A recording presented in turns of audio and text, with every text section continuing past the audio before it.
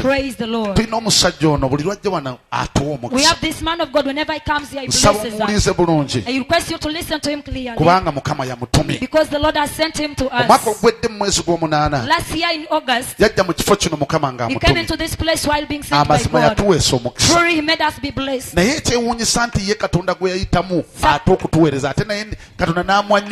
Surprising, the one whom God went through to bless us, God blessed him again. I believe today is your day. For you to get from that level to another level. This is my son. I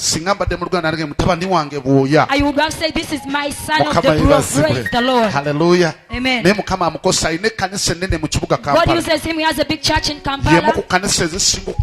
It is one of the most churches growing swiftly in Kampala. He has greater testimonies of what God has done in his life. God delivers people. He has a powerful ministry. He has a powerful great church. New Jerusalem It is Restoration called Church. New Jerusalem Life Restoration Church. Amen. The Lord is so great. Let us stand all at our feet as we honor God, as we clap loudly with a shout, clapping unto our living God, as we welcome Pastor Frank Mwesi to come and speak to us.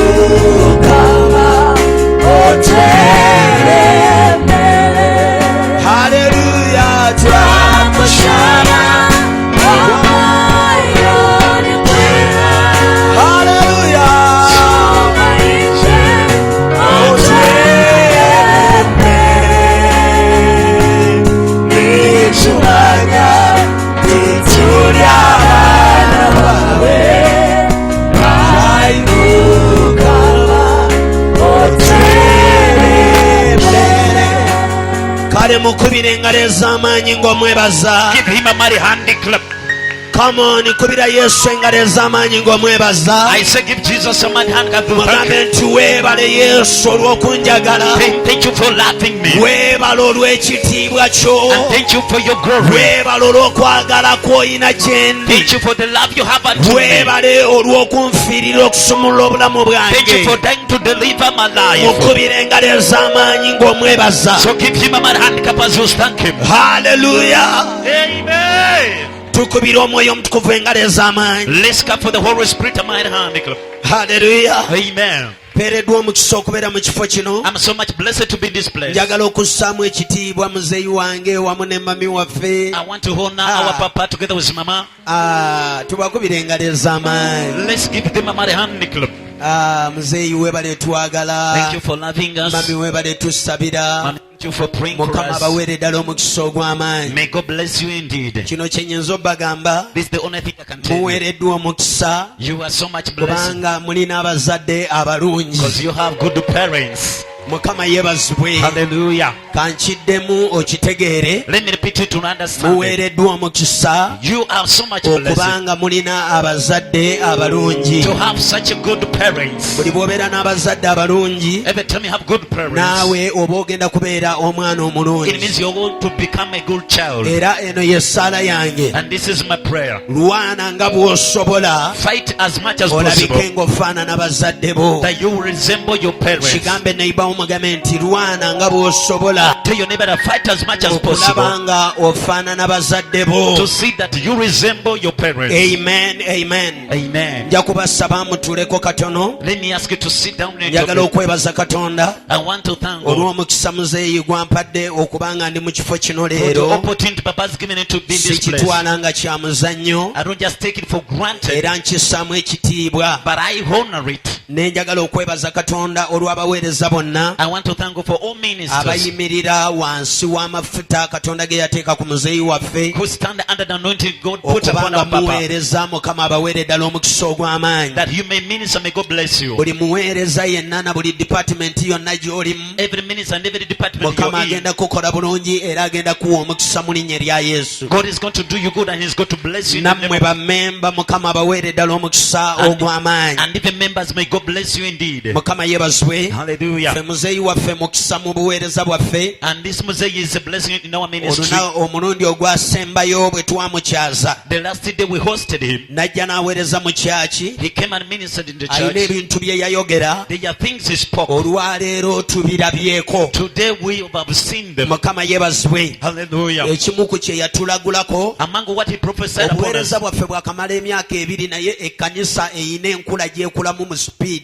Our ministry so far 2 years, but the church is growing rapidly. Ekimu ku kye yatulagulako. One of the things that he prophesied upon us. Yatulagulako waliwo ekifo kye tuliko saawa zino. And there's a place where we are by now. Bakitunda millions 600. They are selling it 600 million. Olwaleero we tuwogerera. But as we speak now, twatandika okubanga tusonda sente we ezo. started collecting that money. Olwaleero we tuwogerera ekifo tunaatera okukikutula. As we speak, we're about to complete that place. So twagala okwebaza Katonda. So we want to thank God olw'ekisa ekiri ku bulamu bwe. for the grace upon his life. Twagala okuzimba ekkanisa ennene. We want to build a big nga church. yakalina ng'erina emyaliro ng'etaano. It's only building like 5 kubanga steps. ekyomuzeeyi waffe kyali era naye kwe kwolesebwa kwe. Because that's what our Papa is and that is the vision. Hallelujah. Amen. Naye tuwebaza Katonda. But we thank God. Olwaleero waliwo abantu Mukama bagenda okuyamba. Today there are people God is going to help. Mukama yeebazibwe. Hallelujah. Ebimu bwe nabadde nzija wano. And when I was coming here, nabadde nsaba ne mbuza Mukama kiki kyayagala njogere gye muli. I asked God what he wants me to speak to you. Mukama n'ayogera ebigambo nange. And then God spoke to me. N'aŋŋamba ayagala kutula ku baana be endagaano na buli saddaaka ezaabateekebwako. That he want to break every conference and those era kino ekigambo Mukama kye yampadde. So this is the word that God gave me. Yaŋŋambye gino emyezi 2 egibulayo ng'omwaka tegunnaggwako gigenda kubeera egy'akabonero mu bulamu bwo. He told me this many months are going to be month of Bannyabo ne bassebo njagala okubategeeza. So I want to tell you. Setaani ayinza okuba ng'alwanisizza gino emyezi 10. Maybe Satan fought for this 10 months. Naye gino emyezi 2 tugimujja mu ngalo mu linnya lya Yesu. About these 2 months in his hands in the name of Jesus. Era tukkiriza Katonda nga bw'ali omulamu. And we believe God has healed buli kintu ekibadde kyafa. Everything that had mu died. gino emyezi 2 tugenda kiragulako obulamu. In this era kigenda kubeerako obulamu. and to have life in the name of Jesus. Nzikiriza Katonda. I believe God. nga 31 nga tumalako omwaka. The 31st December is complete. Waliwo abantu ogenda kuwa obujulizi n'abantu beewuunye. There are people go to testify, people go to wonder.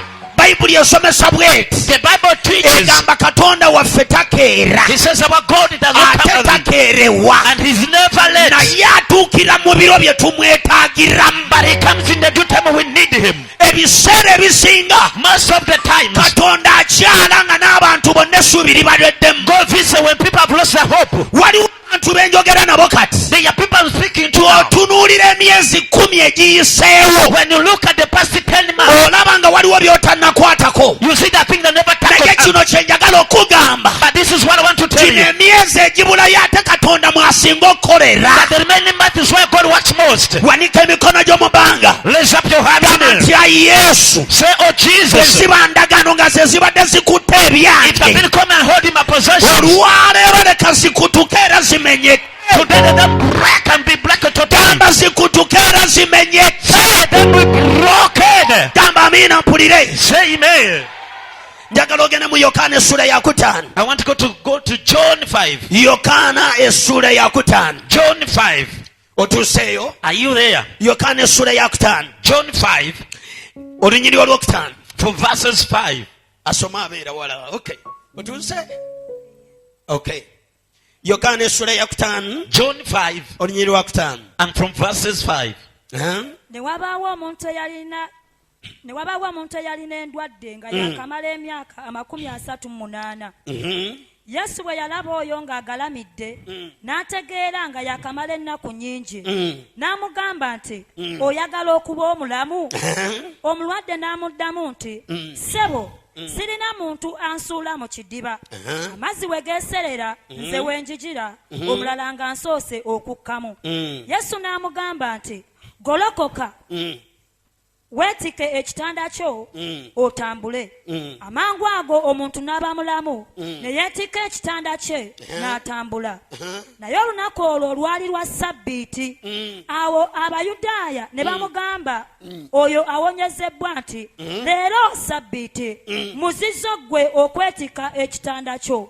Naye n'abaddamu nti oli amponyezza, yaŋŋambye nti weetika ekitanda kyo otambule. Kubira Yesu engalo ez'amaanyi. Give Jesus somebody hand clap. Kubira Yesu engalo ez'amaanyi. Give Jesus somebody hand clap. Njagala kubaako ekintu kye nkubikulira ky'obadde tomanyi. I want to reveal something to you that wasn't Bayibuli known. eyogera ku ono omusajja. The Bible talks about this man. Kino ekidiba Bayibuli egamba kyatuulangako okuwonyezebwa. The Bible said this pool could have healing on it. Bayibuli egamba buli abaalinanga ebizibu eby'enjawulo The Bible said whoever had different problems, bajjanga ku kidiba ekyo. they could come to this problem. Naye waliwo malayika wa Katonda. But there is an angel of God. Bayibuli esomesa egamba mbu yakkanga mu kidiba. The Bible teaches could come in the pool. Buli bwe yakkanga eyasooka ng'ogendamu. Every time he could come, whoever could go there first, yawonanga buli ekyamuliko. he could be healed from whatever is on Bayibuli him. esomesa egamba The Bible teaches ne us. wabaawo omusajja And there was a man. gwe baleetanga mulwadde They brought him and he was sick. ne bamuleeta ku kidiba. They brought him on that pool. bwe baamutuusa ku kidiba But they made him reach on that pool. Bayibuli egamba The Bible says omusajja n'amala emyaka 38. he spent 80 years. buli bwe yagendanga okujja okugwamu Every time he could try to go in the pool. Bayibuli esomesa egamba ng'omulala amusoose. The Bible says somebody could go there first before. baamusooka emyaka 38. Maybe for 38 years. gamba ekyo kife mu linnya lya That Yesu. one die in the name of Jesus. ne bamusooka omwaka gumu And they did ne it for 1 year. bamusooka ogwokubiri And the second year, ne bamusooka ogw'ekkumi they did it for 7 years. emyaka 2 And also emyaka 3 and also 30 years. 38. 38 years. Yesu n'agamba eno ensonga eyitiridde. And Jesus said this issue is so nina kwetuukira ndaba ekyakwata omusajja oyo. I have to go it and see what hold this man. naye kambabuulire But let me tell you, ekyasiba omusajja ono. what binded this man, ono omusajja yaliko ekyoto. this man had an altar. yaliko ekyoto. There on an altar. Mukama yeebazibwe. Hallelujah. njagala kwogera ku ndagaano n'obuwonge. I want to speak confidence and dedications. bwe baloga omuntu ne bakuwonga biki ebibaawo. When they preach somebody and dedicate to what happens. kubanga njogera bye mmanyi. Because I speak what I know. nasamira emyaka 18. I was initially for 18 years. manyi bwe baloga omuntu. I know how they bewitch somebody. manyi bwe basiraanya omuntu. I know how they fail somebody. manyi bwe bakuba omulokole yali ow'amaanyi n'anafuwa. I know how they defeat somebody who was a born again. emyaka 18. I was a sorcerer for 10 nina years. experience. I have experience. bazadde bange baafa nina emyaka 6. My parents died when I was 6 years old. maama wange yafa nina omwezi gumu. My mom died when I was 1 month old. nenkula ne senga wange. And I grew with my auntie. omukazi oyo bamuyita Nakato. They call that woman Nakato. yakulira abasamize mu Lakai district. She's the leader of sorcerers in Lakai ye district. yatendeka mama Fiina. She's the one who trained Mama Fina. nali mpeze emyaka 12. I was making 12 years. ne bannonda okubeera omukongozi mu ssabo. They chose me to be minister in the Shilai. nali mpeze emyaka 18. And when I was making 18 ne years, banteekako ensawo ya lubaale n'emizimu. they gave me a bag of demons. nange nga nkola ng'omusamize. And I could also work as a sorcerer. mukama yeebazibwe. Hallelujah. basiba batya abantu. How do they bind somebody? wano waliwo abantu. Here they are people. ng'eriyo omuloge yakusibira mu kifo kimu. There's somebody who abandoned you in one position. yakwata bizinensi yo teyeeyongerayo. Your business not go on. buli bw'oba ng'awaguza Every time you're breaking oliko through, olujegere. there is a chain on you. gamba lukutuka olwalero mu linnya lya yesu. So today is breaking in the name of Jesus. mukama yeebazibwe. Hallelujah. buli bw'obeerako ekyoto kino kye kibaawo. Every time there's an altar behind you, this happens. omuntu yenna Anybody, ng'oliko endagaano if you have some oba confidence, ng'olika kumira ekyoto, or somebody ignorant and not bino for you, bye bibaawo. be that thing that happened. oba onaatera okuwaguza As you're about to break ne through, wabaawo ekikwata. and then Unless something holds you back. Wano waliwo abantu. Here there are people. Ogoba diru nebanga eringa natera okuyitamu. You just did as it's about to Newabeerawo ekikukwata. and then something holds you. Ekyo bakiyita ekyoto. I call that one an altar. Ono omusajja yali tamanyi. This man never knew Nti yalina omulogo. that he had a sorcerer doing it behind Buli bwe him. yagendanga okugendayo obwati. Every time he could go there, Buli bwe yali ng'asituka.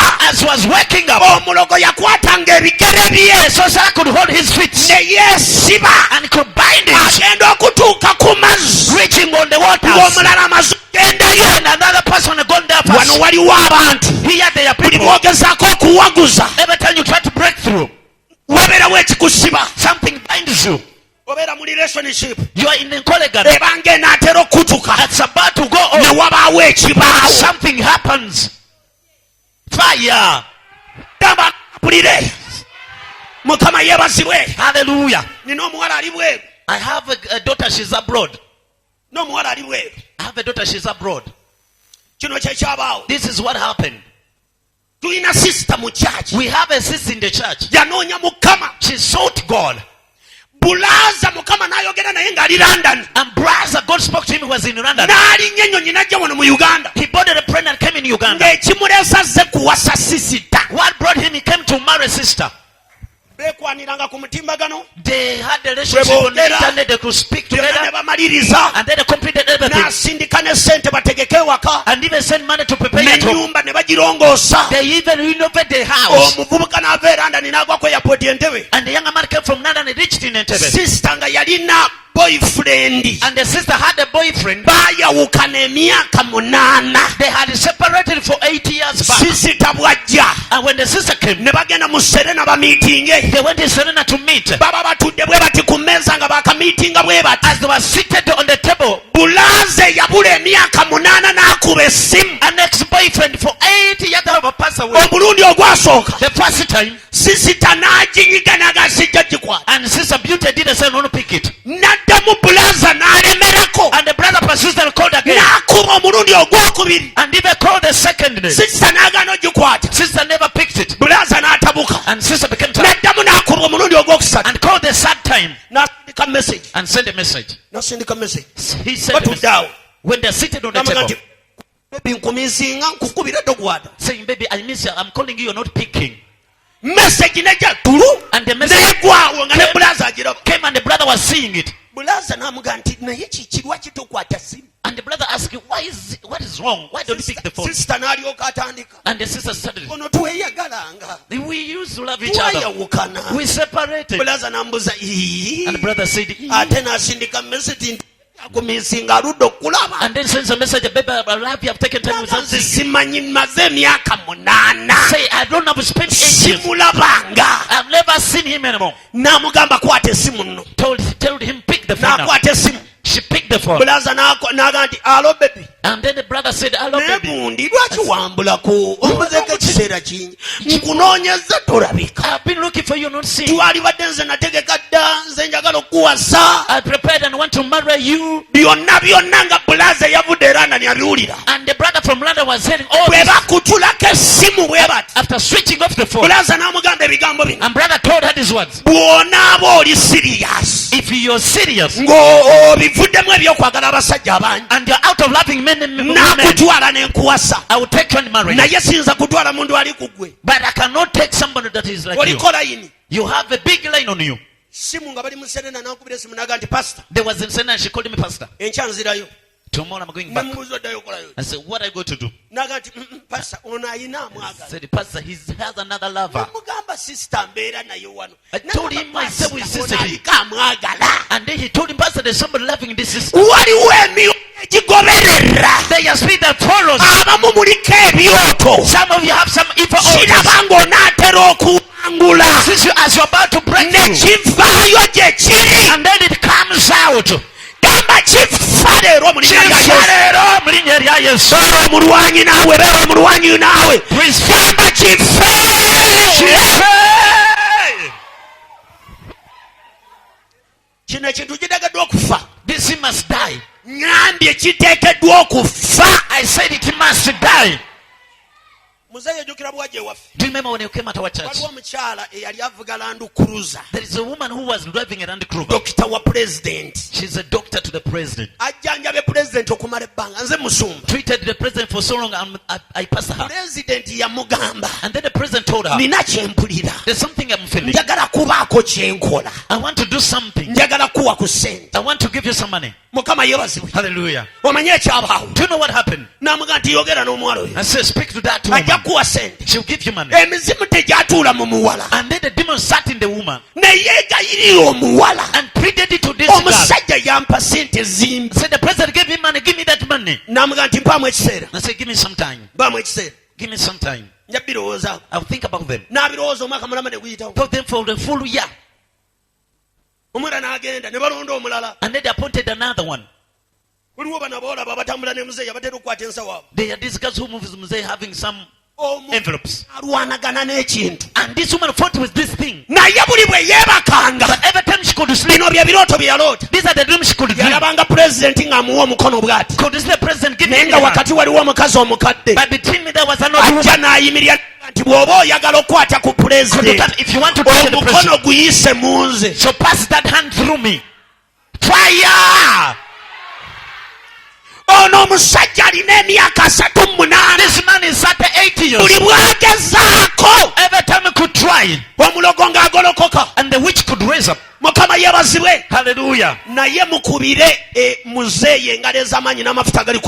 But give Jesus some hand for Papa. I prayed for this thing. I'll never forget the time. You called that woman and you told her I've given 21 days. The witch have been before he has got to die. This is what happened. Witches. 2 weeks. The president called her in Chankwanza and gave her money. Hey. Hey. These are also some of the miracles God did for me. Because that's what I was saying. I told you. How can you leave Mzee and drive that old car? I told you must buy him a big car. This is what Mzee told me. After buying the car, he told me you please my heart. He told me you're going to be so much blessed. That I received that blessing. A woman brought money. I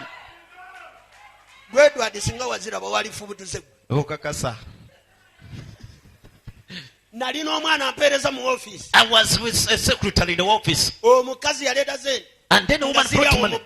And it was in the envelope. I prayed for her. And then after she went. And then he came and said, Mzee.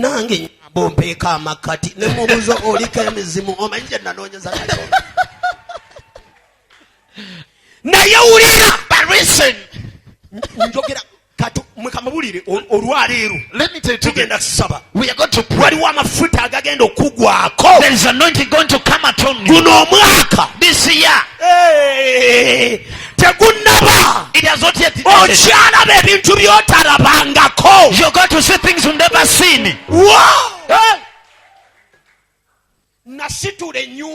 I built a building. I took Mzee to that building. The builders were building their night. We could even put for them lights. I built a house. And it went on the street. It was growing day and night.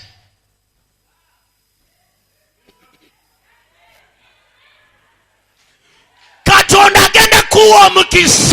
is going to bless you. The one who banded you for you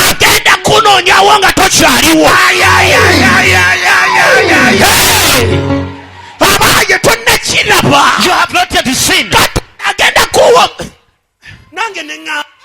Lwaki nange sigenda neneewaamu ate muzeeyi mwamuwa because you gave him muzeeyi nange neneewaamu and you went and also bought mine neneewaamu ennene empya I brought a big one. Why don't you say amen? I finished my house. I don't know how much money I used to build that house of mine. Amen. gamba amina mpulire. Amen. Wano waliwo amafuta. Nange olwaleero ngenda basabira. Naye nange nva wano nga nina kyentaapinza. Wanika emikono gyo gamba nti ayi Yesu. Place up your hands and say, oh Jesus. Ekyoto kyonna. Every evil altar ekibadde kikumibwa emirimu gyange. that have been ignited to my work. Tebaagala nve wendi. They don't want him to live where I am. Ngenda kuwaguza mu linnya erya Yesu. I'm going to pray through in the name of Jesus. I will go far. Ndagula gy'oli mu linnya lya Prophesy unto in the name of Jesus. wabeewo omulogo. May a witch abadde alowooza nti yakusiba. everything that he banded akusinga ne waatakusuubira. and where they did not expect you to be. abaayo kigenda kubaako. It will happen unto you. Nze nina ebintu bye mmanyi Katonda biyampa. There are two things I know that God gave me. Mbimanyi. I know them. Nga bwe muzeyi mmanyi ekintu kye Katonda kye yamuwa. I know what God gave Mosaic. Waliwo bye siwakana. There are things I don't fight with. Waliwo bye siwakana. There are things I don't contend with. Oyo omusajja aliko amafuta agazuukiza emirambo ekyo kyo. He's anointed to kill the dead. How many have ever seen it here? Bameka wano. How many have ever seen it? Bangamba nawe waliwo gwe yagamba nti genda omusabire. Nagenda nange ne muyitayo n'avaayo. Owuli amafuta bwe gakula. Do you hear how anointing grows? Muzeyi yagamba ono n'amugamba nti ndi busy. He told this one that go, I'm busy. N'eriyo omwana afudde. Yali mwana. Yali kawala. Kaali kawala nagamba eriyo akawala kafuddeyo. There is a girl at school everything. Genda okayiteyo. Go and call back that girl. Owuli amafuta agakula ne gatuuka ku level. He reaches to that level. Naawe tukuyitayo gye baakuloga. We also call from where you are bewitched. Tukusikayo gye baakusibira. From where they banded you from. Naye nange nina amafuta ge nnina. But I also have some anointing, I know. Amafuta g'okuwona. Anointing of healing. N'aga ssente. And anointing of money. Nze sisabira kunaasiraana. I don't pray for somebody to fail. Era olwaleero. And today, kansaba olw'ekisa kya Katonda. let me pray, but God is buli ali wano ngenda kuteekako omukono. where is I'm going to put my hand on you. Tukusimbula oyingire sizoni esembayo omwaka guno. Enter in the last season this year. Ogenda kukola ssente z'otalabangako. You are going to make money you've never seen. Yesu bwe yasiŋŋana omusajja ono n'amugamba ebigambo bino. When he met this man, told him these words. N'amugamba nti Told him, no. nyiize. I'm so angry. Kati leero si byakugwa mu kidiba kati. Today there are no things of falling in the pool. Nyiize. Omaze emyaka emeka? How many years? 38. 38. Abagwamu baleke. Leave those people who go and fall in the pool. Leave them to fall in the pool. Kuruno. But this time, bankoleyo kye batalabanga. let me do something they've never seen. Bulijjo bakola bakusooka. They usually go there before you. Bw'ova ku kitanda ng'omulala agenze. When you leave the bed, when somebody has gone there. No. Olwaleero. Today. Kati kyetikke. So carry it. Weetikke ekitanda ekyo. Carry that bed. Naga kyetikke ogende nakyo. And say carry and go with it. Muluno ogende nakyo. At this time carry and go with it. Buli osomesa egamba. The Bible teaches us. Omusajja n'ayoola ekitanda. And this man carried his bed. N'akiteeka ku mutwe. Put it on the head. N'atandika okutambula. He started walking. Bwe yali agenda. As he was going. N'asiŋŋaana abalogo. He found the witches. Abaali bamusiba. Who had binded him. Ne bamugamba. They told him. Leero lwa muzizo. Today is abominable. Olaga wa. Where are you going? Tubadde twakusiba. We had binded you. N'ababuuza mulimu amagezi. Yes, do you have some knowledge in you? Eriyo omusajja nga. There is a man has told me. Kino yakirimu. This is a person. Musigale nga mwogera nze ŋŋende. Sit speaking, me I'm going. Wano ndabawo abakazi n'abasajja. Here you see men and women. Katonda bagenda okukolera ekintu. That God is going to do for them ng'abantu something. balina we babadde bakumanyirira. People had familiar do Nga something. bagamba Nakamata awo waabeera. That's why Nakamata is Nga bagamba Sekanja kaawo waabeera. That's why and second Njagala bakusiŋŋaana owantu. I want you to find somewhere. Ng'olinako by'oweetisse. When you are carried to somewhere. Ng'olinako by'otadde mu bbuutu You yo. have some things in your boot. Halo. Hey! Ng'olinako by'oweese. When you are having some things. It will happen. Kigenda kubaawo. It will happen. Abaayi. Hey, Kigenda kubaawo. it will happen. Kigenda kubaawo. It will happen. Kambabuulire. Let me tell you. Ffe tetwasoma. For us, you are not educated. Senga waffe Our auntie, yatukuliza mu nsansi. he made us grow but in the shrine. Gamba amiina. Say amen. Kaakati Now, ekibuga kye tulinamu obujulizi. The city where you have testimony. Nakiyingira nina empaleezi. I entered it and had 2 trousers. Ng'emu nnyimpi. One was short, ng'endala mpanvu. another one was tall. Nasula ku street okumala emyezi 6. I spent 6 months on the street. Ngenda babulira bwe bakuloga ki ekibaawo. I will tell you when they bewitch you what happens. Bw'obeerako ekyoto. If you have an evil altar behind you, Number 1. ekisooka, bakwawulako abantu abalina okukuyamba. they separate your destiny helpers from you. Omusajja ayogera bw'ati. And the man speaks like this. Tewali ansuula mu kidiba. No one takes me in the pool. Omuntu yenna buli bw'obeerako ekyoto. If there's any evil altar behind you, tewabaawo bantu basobola kuyamba. there are no people who can help you. Njagala owandiika obubonero buno bugenda kuyamba. I want you to write down these signs, they will help you. Ewaka ng'osaba When you're at home oba praying, ng'oli mu nnyumba yo. or when you're in a house Bugenda praying, kuyamba. they will help you. Omulokole bamuwonga batya mu mizimu. How do they dedicate a born again in demons? Wandika. Number 1. ekisooka, nga bakozesa ebintu ebiva ku mubiri gwe. as they use things from his or her body. Ekyokulabirako An example, ng'engoye, like clothes, olina bengatto, or somebody steals your oba shoes, olina atwala enviiri, or somebody takes your hair, oba olina abaako ekintu kyakola. or somebody does something. Basobola okuwonga mizimu nga tomanyi. They can dedicate you in demons without to know. Ng'oli mulokole. Yet you are a born again. Olina akubbako oba kintu kyonna And somebody steals something out of you ekikwatagana n'omubiri gwo. that is touchable to your bwe body. buwonge bwe butyo bwe butandika. That's how evil babaako dedication ebintu bye begins. bajja ku bulamu bwo. They get some things on your body. Ekyokubiri, Number 2, okulya emmere ewongeddwa mu mizimu. eating dedicated food in demons. Kola ali wano. Every born again who's here, Tomalanga galya. do not just eat, Kubanga tuyina abalabe because have enemies abaagala otuteeka wansi. who want to put us down. Basobola okuwonga nga bakozesa emmere. They can dedicate you as they use food. Ekyokulabirako, For example, ewammwe bwe muba nga mufiiriddwa if you lose something ne at your home mugenda okuziika, and then you go to bury, olina okwegendereza emmere egabulwa. you have to take care as you Oba eat, nga mugenza okwanjula, or as you go for the ng'omukazi introduction. gw'owasa si mulokole. And the wife you're marrying is not born Balina again. endagaano ze bakola mu luwombo. There are some covenants they do in Uwombo. Mukama yeebazibwe. Amen. Okulya emmere ewongeddwa mu mizimu. Eating food that is dedicated unto demons. Ekyokusatu, Number 3, wandika. okunywa ebyokunywa ebiwongeddwa mu mizimu. Drinking drink that are dedicated in demons. Mukama yeebazibwe. Amen. Okunywa ebyokunywa Eating drink that are dedicated in bino bye bikubaako. these are things that happen on you. Buno bwe bubonero. These are signs. Otandika okuloota ekirooto nga weegatta n'omuntu eyafa. You start dreaming, joining with having intercourse with somebody who's. Bw'oba ng'oli wano ng'oli mulokole, If you're here and you're born again, nga wali olooseko ekirooto and you have ever dreamed a nga dream, weegatta n'omuntu eyafa, having intercourse with the dead ekamu person akabonero is one of the signs akalaga that shows nti oliko ekyoto emabegawo. that there is an evil altar behind you.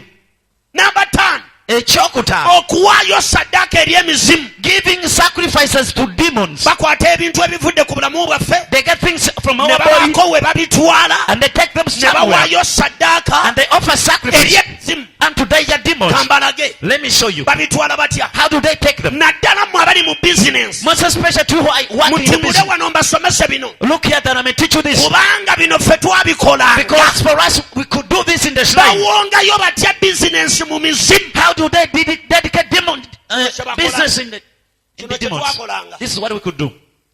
Omuntu yajjanga ng'ayagala kuloga dduuka lyo, Somebody could come wanting to bewitch your shop. ne tumugamba genda olikuba ekifaananyi. Could tell him, go and get a picture of it. Bw'omala okyoze, And then after, go and produce oleetereko it. embuzi ennume, And then bring a he-goat ogule ne kofini ey'omwana omuto. and also buy a coffin of a younger child. Ne mukwata embuzi ennume eyo, And then could get that he-goat ne mugisalako omutwe, and behead it. ne muddira ekifaananyi kino ekiriko edduuka ly'omuntu, And then you get this photo having ne somebody's shop mukizinga mu ssuuka enjeru. and wrap it in a white Tunula bed wano sheet. nkulage, ne muzinga bwe muti, And then they wrap it like ne this. mukiteeka mu ssanduuka ey'omwana omuto, And then put it in the coffin of ne the young child. muwonazo okuloga bizinensi. And you give to this person coming to Gamba bewitch nti gitwale ofune w'ogiziika. and then we tell him that go and bury it somewhere. Kino kye kibaawo. This is what happened. Bizinensi gye baaziika The business is buried. ogiteekamu nnyo ssente, You invest so much in naye it, zivaayo ntono. but nothing that comes out of it. Ekirala, Number 2, n'abakozi bakubba. and even workers steal you. Ekirala, Number 3, tekulaakulana. it does not go on. Ebeera awo nga yeeyongera kudda mabega. It goes shrinking behind. Kubanga baba bagiziika nga bagiwonga mizimu. Because it's already buried. Gamba Mukama business yange bwe baba nga bagiwonga. Olwaleero entaana ze bagiteekamu zimenyeka leero. They are breaking today. Mama, nina ebintu bingi bye njagala okubawa. I have many things I want to give you. Obudde bugenze. The time has gone. Mukama yebazibe. Hallelujah. Kiki ekiraga omuntu nti muwonge? Why should somebody that is Number one. dedicated? Number one. Ekisooka. Okulwala. You get constant sickness. Omuntu okubeera ng'olwala. Somebody you're always kamu ku kabonero akalaga nti bakuwonga mu mizimu. It's one of the signs that shows that you're dedicated. Mukama yebazibwe. Amen. Okuloota ebirooto. You dream dreams. Ebyentiisa. Scaring dreams. Number 3. Okufuna ebizibu ebitaggwa. You get constant problems. Obwo bonna bubonero obulaga nti oli muwonge. Those are also showing that you're dedicated. Okuloota nga weegatta n'abafu. You dream having intercourse with dead people. Okufiirizibwa buli kaseera. You get constant losses. Number 6. Muwandiika. Are you writing, you people? Mukama yebazibwe. Muwandiika. Are you writing somewhere? Okuwulira amaloboozi ng'otambula. You hear some voices when you're walking in the way. Number 6. Bamekanga ani wali obaddeko awo n'owulyanga obadde otambula n'owulya omuntu ng'akuyita. Whoever been walking and you're walking, you hear somebody calling you. Kyambadde. You hear somebody calling your name. Hey, Salongo. And say, hey. And they say, who is calling? Bamekanga kyali kikubaddeko. Whoever had that thing. And then you turn and say, who's calling me? Nze nina mukwano gwange juzi yagwa mu accident. You might have my friend, he fell in an accident. Yali avuga ati moto. He was driving the car. N'awulira omuntu ng'amugamba. I had somebody telling him. Emabega tuleere kulinnya. Behind the trailer is. N'atunula ati emabega. Okudda eno mu maaso ng'ali mu kinnya. N'awulidde omuntu ng'aŋŋamba nti tuleere entomera. That I had somebody telling me that the trailer is knocking me. Maloboozi. Those are voices. Gamagalaga nti oliko endagaano. It's one of the things that shows that there's Gambe confidence. Kutuka olwaleero mu linnya lya Yesu. Kutuka olwaleero mu linnya lya Yesu. Gambe kutuke. Kutuke. Enaakutuka. We read break. Ani aga nti ekutuke. How many are saying that I did break? Ebirooto. Dreams. Ebiraga nti oli mu busibe. That show that you are under bondage. Number 1. Okuloota abafu. You dream dead people. Okuloota ebijja. You dream of the graves. Number 2. You dream graves. Ng'oli mu kijja kyewammwe. You dream when you olaba olima malaalo. You see yourself digging the olaba graves. okuulakula malaalo abafu. You see when you're just cleaning where you buried some people. Okuloota ng'ofuna obubenje. You dream accident all the time. Number 3. Okuloota ng'ofuna obubenje. You dream getting accidents. Number 4. Okuloota dreaming esanduuke. A coffin. Ng'ate gwe weegoloddemu. Yet you're sleeping in that coffin. Oba ng'ogyetisse. Or when you're carrying it. Fire! Bameka ng'ali okiroseko ekyo. How many have ever dreamed of that? Tulabe. If you've ever dreamed, raise up if you've ever dreamed of that. You've ever dreamed carrying a coffin. Oli omukazi agaye nti nze pasita nagiroota.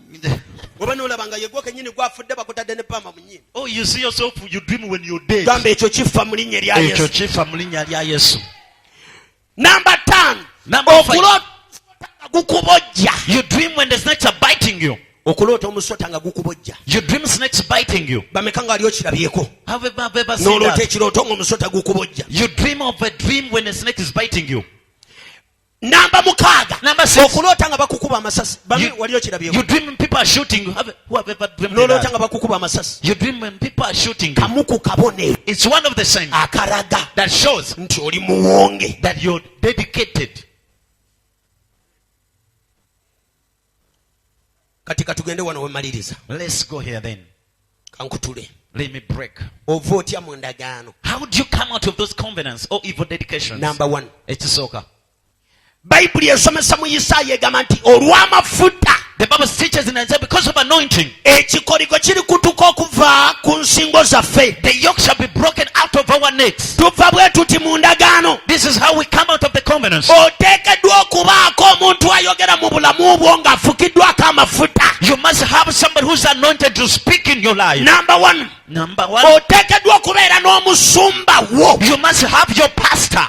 Kubanga omusumba because the pastor akavalinga yakukavalinga mu nsi ey'omwoyo. Is the one who covers you in the spiritual realm. Buli ekikugoberera, Whatever follows buli you, ekikulondoola, whatever follows, alina obuyinza okikukutulako. he has authority to break it out of your life. Banyabo ne basaba kambabuulire, Let me tell you, senga wayinza okuba nga yakuloga, maybe your aunt bewitched you, abalogo b'oku kyalo bayinza okuba nga baakuloga. and the sorcerers of the place, maybe they bewitched you. Omuntu ajjawo ekikolimo bamuyita ogu, Somebody who removed that curse is called one. bamuyita omusumba, They call him your pastor. kubanga afuukibwako amafuta okutula buli ndagaano ekavalinga obulamu bwo. Because he's anointed to break off a covenant that covers your life. Ova mu ndagaano eno You come out of these covenants ng'olina omusumba. when you have a pastor. Mbuuliza neyibawo, Ask your neighbor, olina pasita? do you have a pastor? Agambye atya? What is he saying? Olina pasita? Do you have a pastor? Kati ngenda kusaba. So I'm going to pray. Mu dakiika 5 eziddako In the remaining 5 minutes, waliwo abantu abagenda okuva mu ndagaano kati. there are people going to come out of the covenants now. Ogenda gwako amafuta, The anointing is going to come oyambale onto you. ekisa, And you go to dress place. ogenda kuva wano You live here. ng'oli mulala. When you're another Wandika person, olunyiriri luno olugenda kuyamba. write this verse. Okuva Ekis- essula ya 17. Exodus 17. Okuva essula ya 17. Exodus 17. Wow, okuva essula ya 17. Exodus 17. Okutandikira ku lunyiriri olw'e11. From verses 11. awo olwatuuka Aha. musa bwe yayimusa omukono gwe Awo olwatuuka Musa bwe yayimusa omukono gwe, isirayiri n'agoba Isirayiri n'agoba. bwe yagussa omukono Bwe gwe yassanga omukono gwe, abamereki ne bagoba Abamereki ne bagoba. Tunula wano. Look here. Buli atudde wano waliwo Omumereki akunoonya. Whoever seated here, there's an animal Naye waiting for you. omuntu asobola okutaasa ku Mumereki, But the only person who can save you from the bamuyita animal, paasita wo. they call him your pastor. Olwananga n'olaba ng'omusumba wawanika emikono ku lulwo. Fight already that your pastor raise up his hand. Kanjogere ekigambo kino. Let me speak this. Oba abalogo we bali oba tebaliiwo. Whether witches are there or not, Bw'oba olina omusumba awanika emikono ku lulwo, if you have a pastor raising up his hand for ojja you, bawangula mu linnya lya you Yesu. prevail over them in the name of Jesus. Nze nange ndi wano. I'm also here. Kino kye kyandeese. This is what brought me. Mukama yayogedde nange. God spoke to me. Naŋŋamba He mbagambe told me to tell you olunaku lw'enkya. that tomorrow Enkya ye Mande. is Monday. Tugenda banaaza ebigere ne bishopu. We are going to wash your feet. Buli kikoligo ekibadde kikugoberera Every yoke have been following you. kigenda kutuuka mu linnya lya Yesu. It will break in the name of Jesus. Kuba engalo olabika tokitegedde. Kirab, baby, you haven't yet understood it. Mukama yeebazibwe. Hallelujah. Waliwo ebintu bibiri ebisumulula omuntu. There are two things that deliver somebody. Ekisooka bakiyita amafuta. Number one, they call it anointing. Ekyokubiri bakiyita Omwoyo Omutukuvu. Then number two, they call him a Holy Spirit. Amafuta gabeera ku muweereza Katonda gwe yayita. Anointing is upon somebody that God called. Nga bw'olaba Bishop Sowanyana bw'atudde wali. Like you see Bishop Soanyan sitting there. Omwoyo Omutukuvu. So the Holy Spirit, Amazzi. water, Water. Gakiikirirwa Omwoyo Omutukuvu. represents the Holy Spirit. Mukama yeebazibwe. Hallelujah. Nga tubanaaza ebigere olunaku lw'enkya. As you wash your feet tomorrow, Buli eyayoola ebigere byo. whoever took your Buli feet, eyasiba amagenda go. whoever bended your Buli destiny, eyakwata gy'okolera. whoever hold where you Buli are from, akulwanisa. whoever fights you, Katonda agenda mujjawo mu linnya lya Yesu. God is going to kill him in the name of Jesus. Wanika emikono gy'omu bbanga. Raise up your hands now. Wanika emikono gy'omu bbanga. Raise up your hands now. Gamba nti ayi Yesu. Say, oh Jesus. Gamba nti ayi Yesu. Say, oh Jesus. Gamba nti ayi Yesu. Oh Jesus. Abaayi, Hello. mutunule wano. Look here. Muyinza okunyamba ne mumpayo eddakiika 3 ne nsaba nammwe. Can you help them? Give me 3 minutes and pray with you. Muzimpadde. Have you given them to me? Muzimpadde. Zimpadde tubeeko abalogo be tulumba. Can we attack some sorcerers? Muzimpadde tubotole. Have you given them to me that I'm a breakthrough?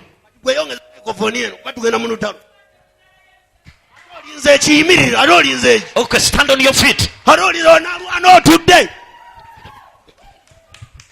Mukama yeebazibwe. Hallelujah. Mumpadde eddakiika ezo. Have you given them those minutes? Tulumba abalogo. Can we attack those sorcerers? Ani akkiriza nti omulogo asobola okuva w'okolera? You believe that a sorcerer can live where you work from? Abaaye. Hey, Ani akkiriza who believes nti ne bwe baba bakuloga that though you bewitch mweno you, sizoni ogenda kubotola? in this season you're going to break through? Oyongezeza mikrofoni eno.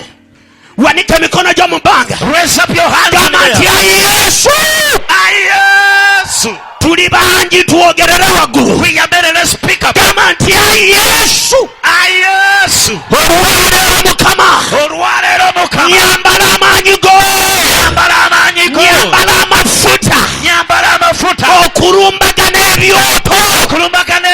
ebyoto gye ebintu byange, gye baatwala ebintu byange, gye basibira bizinensi yange, basibira bizinensi yange, gye basibira amaka gange, basibira amaka gange. olwaleero mu linnya lya Yesu, olwaleero mu linnya lya Yesu, yambala amafuta, yambala amafuta okulumba ebyoto ebyo, okulumba ebyoto ebyo. abaye tandika okulumba mu linnya lya Yesu. tulumba ebyoto by'abalogo, abaye basazi mutandika okuyambala, tulumba ebyoto by'abasazi, by'abasamira, ebyabafuuwa emmindi, abaye lumba balumba, sabisa maanyi, abaweereza sibalaba, tulumbagana emyoyo, ekyasiba ebibyo, ekyasiba abaana bo, ekyasiba bizinensi zo, ekitagala ogenda wala, girumba, lumba olwaleero, tumenyamenya leero, abaye menya ebyoto by'abasezi, tumenya ebyoto by'abafuuwa emmindi, tumenya ebyoto by'abasamize, tumenya ebyoto ebikumibwa olw'omulimo gyo, abaye bimenya kaleero, abaye menyera ddala olwaleero, bita olwaleero, bita ebigere byo, bita olwaleero, bita bizinensi, bita olwaleero, abaye bimenye, bita olwaleero, bita sente zo, bita olwaleero, bita amagenda go, bita olwaleero,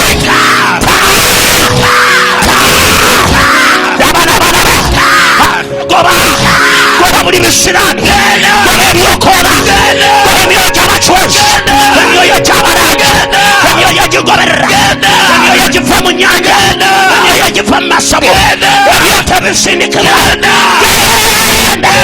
yita omuliro, abayesu omuliro, waliwo omuliro gwokya, abaye yita omuliro, weyambula ebyambalo, weyambula ebigoye by'obwavu, weyambula ebigoye ebyebisiraani, weyambula ebigoye ebyokulemererwa, weyambula ebigoye by'okudda emabega, weyambula ebigere,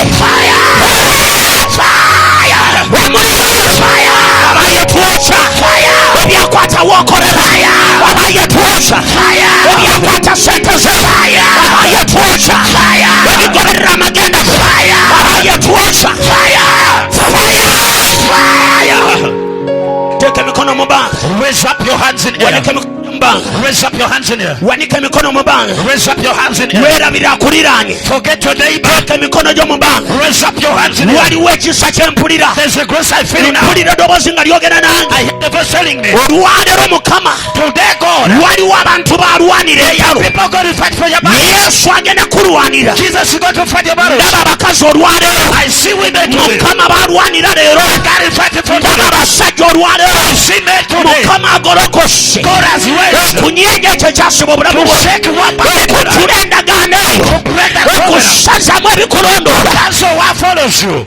Teeka emikono gyo mu bbanga. Now raise up your hands. Wanika emikono mu bbanga. Raise up your hands now. Waliwo kyendaba mu kibiina. There's what I see in the congregation. Ndaba abawala mukaaga. I see 6 girls. Ndaba abawala mukaaga. I see 6 girls. Mukama abalonze mu mulembe guno. I speak you out of this Muli generation. mukaaga. You are 6 of you. Hey. Hey. Muli mukaaga. You are 6. Ayayaya. Muli mukaaga. You are 6. Naye abantu bagenda beewuunya. But never go to one of Abawala muli mukaaga. 6 girls. Amafuta gabagwako. Amafuta gabagwako. Anointing is coming. Amafuta gabagwako. It is coming. Amafuta gabagwako. Anointing is coming unto you. Hey. Ndaba abawala wano. I see girls here. Basazi muyambe abantu. I see helping people. Ndaba abawala wano. I see girls here. Abeewama bagenda kwewuunya. Your people go to wonder. Bagenda kwewuunya. They are going to wonder. Bagenda kwewuunya. They are going to be surprised. Ndaba abantu bali bana wano. I see 4 people here. Abantu bali bana. There are 4 people here. Mugenda kuba bagagga. You are going to grow rich. Ndaba amafuta ag'obugagga gaago. I say not your prosperity. Mukama ayonda ba Yusufu wa. God is speaking to Joseph. N'abaana be bogenda bawa emmere. You are going even to feed your enemies. N'abaana be bogenda bawa emmere. You are going to feed your enemies. Yesu akwambaza amafuta. God is dressing your anointing. Receive that anointing. Receive anointing. Receive anointing. Receive that anointing. There's something I'm feeling. There are people here. abantu bagenda kwewuunya. People are going to bagenda kwewuunya. They're going to be abamu surprised. bagenda gamba ogenda mu nnyanja. Some are going to say you got abamu this. bagenda kwewuunya. Others are going to be bagenda surprised. kwewuunya katonda byagenda okukola. They're going to be surprised at what God is going to do. ndaba enzigi katonda zaggula kati. I see doors that God is opening. ndaba enzigi katonda zaggula. I see that door that God is ndaba opening. abantu muli bana. I see 4 people. yesu abalonze ku lwa famire. God is speaking because of the family. rakataya. Yererebose. shakataya. wanika emikono mu bbaaga. Raise up your hands in air. abayi waliwo kyendaba wano. There's something I'm seeing here. mukama alonda abantu. God is speaking here. abamu mubadde munyoomebwa. Some of you been despised. katonda agenda bawa sente. But God is going to give you money. ndaba amafuta g'obugagga agajja gye muli. I see I'm not going to prosperity coming your way. abantu muli bataano. You are 5 of you here. omu yuuyo oyambala. One dress and n'owokubiri oyambala. number 2 dress and n'owokusatu oyambala. number 3 dress and n'owokuna oyambala. number 4 dress and owokutaano oyambala. number 5 dress anointing. kigenda kwewunya abantu. It's going to surprise kigenda people. kwewunyisa abantu. It will surprise people. abantu bakujerese. People have mocked you. abantu bakuwaayiriza ebintu. People have accused you of things. ebyotamanyi ne babikuteekako. And even things you don't know the point. olwaleero yesu azze okulwanira. But today Jesus come to fight ndaba for you. wano abantu katonda baalwanira. I see people God is fighting for. agenda kulwanira olutalo. He's going to fight your battle. ndaba nga yesu akwambaza ekyambalo. I see Jesus dressing you a garment. Hey.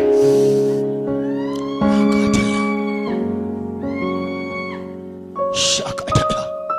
wanika emikono gyomba. Now raise up your hands. wanika emikono gyomba. Raise up your hands. waliwo abantu katonda bandaga. There are people God is showing me. mugenda kuweereza. You are going to serve God. mugenda kuweereza katonda. You are going to serve God. katonda ndaba abaawula. I see God separating you. abateekako amafuta. And He's anointing you. muyambe omuwala oli. Please help the other sister. muyambe omuwala oli. Help that sister. muyambe omuwala oli. Help that sister. waliwo omuwala oli agudde wali mumuyamba ali mu kagundi aka black. There is a girl there down. waliwo abaweereza mukama baayawula. There are ministers God is setting apart. in fact abaweereza bali eyo amafuta gaago. Minister don't side there is anointing. mugenda kuyimba ng'emizimu giva ku bantu. You're going to sing and demons will come out of people. mugenda kulaba abalema nga batambula. You're going to see the realm. amafuta gaago. Receive anointing. abantu bagenda kubeewuunya. People are going to surprise ndaba you. wano waliwo katonda gwasuulako ekirabo. I see there's somebody going to ogwako anoint you. ekirabo kya bunnabbi. So they give the prophecies coming out. katonda akuweeriisa mu nsi ey'omwoyo. God is giving an eye in the spirit. ogenda kulaba n'abantu bye batalaba. You're going to see in the what people do not rebo sata. receive that. muyambe omusajja ali wali. Help the other man who's there. ndaba ekisa ekigwa wano emabega. I see the grace here. waliwo nabbi mukama gw'asitula. There is a prophet God is raising. wajja kuba wanjawulo ku bannabbi b'omulembe guno. You've different from the prophets for this generation. katonda akuteekako ekirabo ekiri prophetic. God is putting a prophetic yambala ekisa mu linnya lya Yes, yesu. that grace in the name of Jesus. wanika emikono gyomba. Now raise up your hands. wanika emikono gyomba. Raise up your hands. wanika emikono gyomba. Raise up your hands. gamba nti ayi yesu. Say, oh Jesus. gamba nti ayi yesu. Say, oh Jesus. lwaleero Today, omukono gwange. my hand. yes. maama waliwo ekintu kyendaba. Mama, there's something I see. waliwo ekintu ekyali kyatula wano ku bibegabega bye. There's something had to sit. obadde otera okuwulira obunafu. And you could feel weakness. n'owulira obuzito. And you feel heaviness at times. wangi.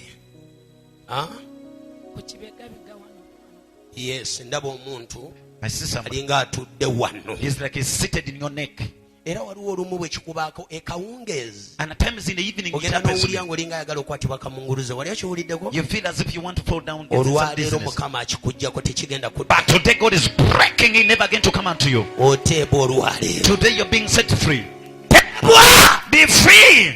yonna emmindi ebadde ekufuuyibwa. Everywhere they could pipe their smoke. olwaleero Today, mukama akusumulula. God is setting you free. mukama akusumulula. God is setting you free. mukama akusumulula. waliwo omuweereza mukama gwandaga mu nsi ey'omwoyo. There is a minister God is showing me. waliwo omuweereza mukama gwandaga mu nsi ey'omwoyo. There is a minister God is showing me. omuweereza mukama gwandaga mu nsi ey'omwoyo. There is a minister God is showing me. muvubuka mumpimpi abadde ayambadde bitenjitenji abadde aleeta ebibbowa n'aliwo. Andika emikono gyo mu bbanga. Raise up your hands. Waliwo ekintu Mukama kyandaga. There's something God is showing me. Mukama andaga. God is showing me. You know, muzeyi ono. This one. Mukama amundaze wa. God has showed him unto me. Ndaba emabegga. I see Nga tonnajja wano. behind before you came here. Ndaba obulamu bw'ono. I see the life of this one. Wabeeranga awo ng'olinga mulalu. You could be there as if you're crazy. Era tewaliwo omuntu eyali akwagala. And no one loved you. Ndaba obulamu bwo bwali bubi nnyo. And I see your life was bad love. Omanyi Mukama kyagamba? Do you know what God is saying? Omanyi lwaki yakuleeta wano? Do you know why he brought you here? Omanyi lwaki Mukama yakuleeta wano? Do you know why he brought you here? Yongera okugonda. Continue submitting Ate beera mwesigwa maaso ga Mukama. and be faithful before God. Kubanga okuleeta ku wano. Because you're coming here. Katonda yakuleeta akunaaze. God brought you that he may cleanse you. Bino byonna bye balaba. Gwe bino by'ofaanana nze nkulaba nga tonnajja wano. Me I see you before you coming here. Weyambalanga engoye ziyulise You nimbye. could even put on the torn clothes. Nimbye. Wali mu mbeera mbi waliwo n'owasulanga enjala. Nimbye. At times you could even sleep hungry. Gonda ng'oweereza Mukama. So obey as you minister to God. Waana okole obutuukirivu. Fight and do righteousness. Agenda kuyamba. God is going to help you. Wano waliwo omukisa. Here there is your blessing. Wano waliwo oluggi lwo. And there is your door. Buli muntu agenda kwewo. And everybody is going to be surprised of Yongera you. okugonda. Continue submitting. Teka emikono gyo mu bbanga. Raise up your hands. Katonda wa Isirayiri. God of Israel. Sumuludde amafuta. And his anointing Eri omuvubuka ono unto Mukama. this young man. Ekisa n'engalo ya Katonda. Grace and the finger of God. Ekabira biswe. Then manifest Bulamu bwo mu linnya lya upon Yesu. your life in the name of Teka Jesus. emikono gyo mu bbanga. Gamba ndya Yesu. Say, oh Jesus. Ndya Yesu. Say, oh Jesus. Obulamu bwange. My life. Leka bukyuke leero. Let it change today. Leka bukyuke leero. Let it change today. Waliwo omuwala gwe ndaba. There is a girl I see.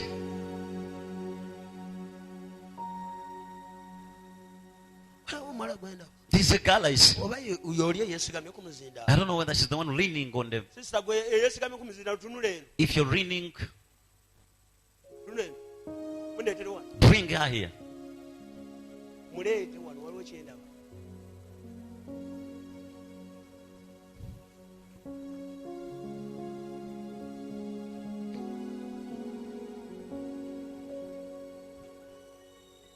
Naawe oba bye nagamba onaabitegeera.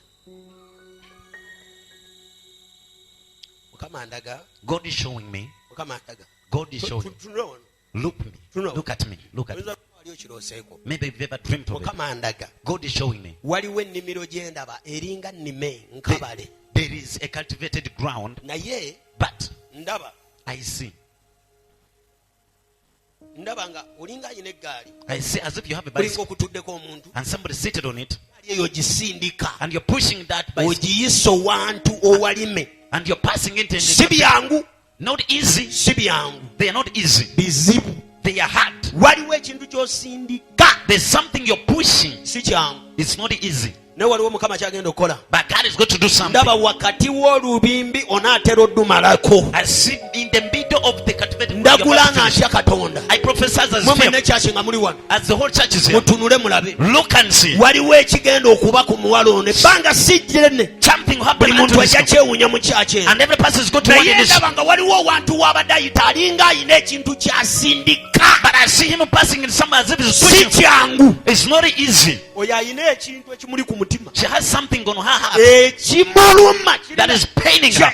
kyagala na kuwummula mu mutima gwe. He wants even to make a hole in Naye her heart. bw'ati bw'ayogera Mukama. But that says the Lord. Mukama agenda kubumba mu linnya lya God Yesu. is going to make you right in the name of Omulabe Jesus. tagenda kuyitamu. The enemy not go through you. Katonda waffe ali wamu naawe. Our God is Ye with you. Katonda asonyiwa. God who Ye forgives. Katonda ataasa. Give them Yalwana entalo. First of Agenda all, kulwanira mu linnya lya He Yesu. will fight your battles in the name of Jesus. Wanika emikono gyo mu bbanga gamba lya Yesu. Lift up your hands. Buli and say, mulogo every witch abadde yasiba obulamu bwange that has abandoned my life, olwaleero mu linnya lya Yesu. today in the name of Jesus, Kyonna kye yakola eri obulamu bwange whatever I did unto my life, kifa mu linnya lya Yesu. dying in the name of Jesus.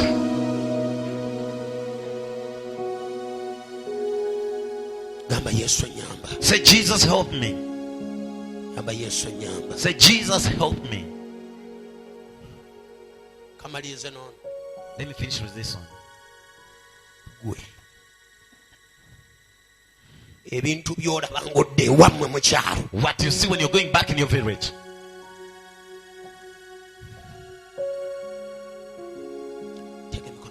Raise up your hands now.